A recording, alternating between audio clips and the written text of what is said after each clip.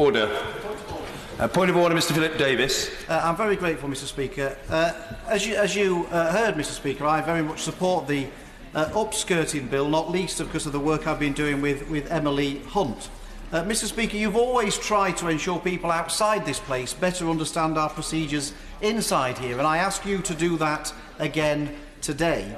It has been stated in a number of places that my speech on the first bill on Friday in some way blocked the progress of the upskirting bill, which was the 8th bill for consideration on Friday.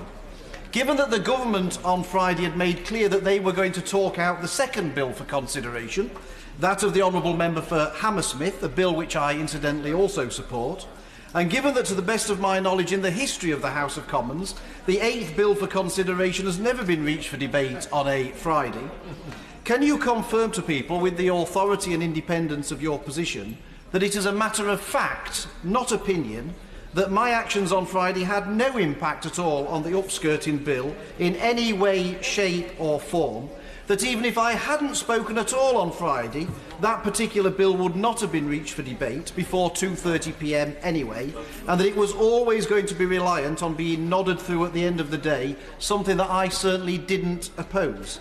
I hope that you can set the record straight, Mr. Speaker, and help those people outside of the House better understand the facts of what happens inside the House.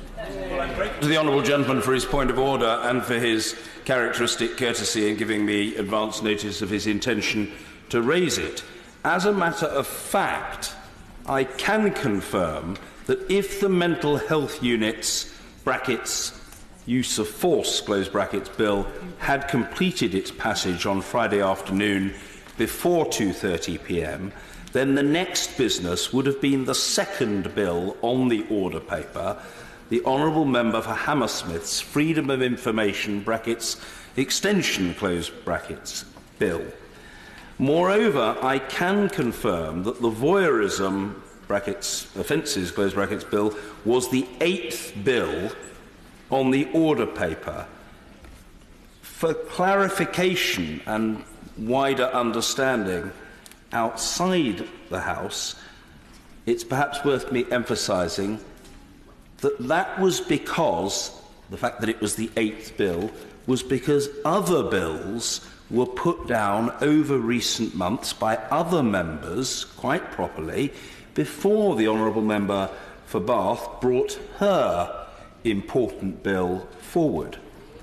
I am advised that nobody, and I have consulted specialist advisers who have in turn consulted their scholarly craniums, can recall an instance of the 8th bill on a private member's bill Friday being reached for debate. People feel very strongly about what happened on Friday. I completely understand that, and I have every respect, as I sought to indicate earlier, for the person who has brought forward the upskirting bill and the public-spirited Gina Martin, who has campaigned so strongly for it.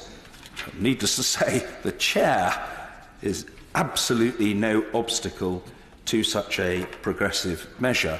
It is important, however, in public debate to distinguish between fact and opinion, and simply as a matter of fact, incontrovertible fact, the honourable gentleman is in no way whatsoever responsible for the failure of the 8th bill to be debated.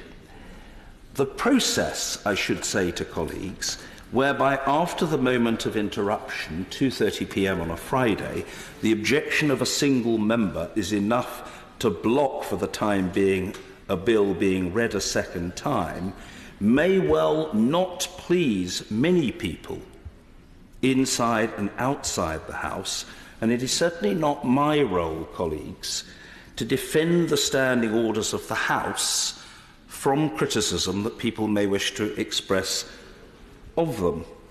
The Procedure Committee has indeed devoted, under the outstanding chairmanship of the Honourable Gentleman, the member for Broxbourne, much effort in recent years to suggested improvements to the private members' bill regime, but their proposals have not been put to the House. I myself have spoken regularly around the country of my personal belief that the private members' bill procedure should be changed, and I treated of this matter in a lecture in Speaker's House in October last year. The fact is, however, that proposals for change have not been put to the House, and it's not within the power of the Speaker to put them to the House.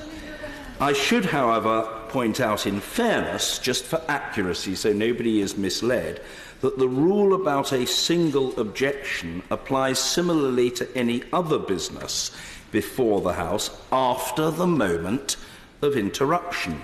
Understanding Order number 9, subsection 6, and I quote, "No opposed business shall be taken," unquote, after the moment of interruption. I hope colleagues will accept that I have said what I have said in a very low-key way, simply because I think it is quite important in a highly charged atmosphere to put the facts on the record. The House can then proceed in relation to the procedure or in relation to a particular bill as it thinks fit.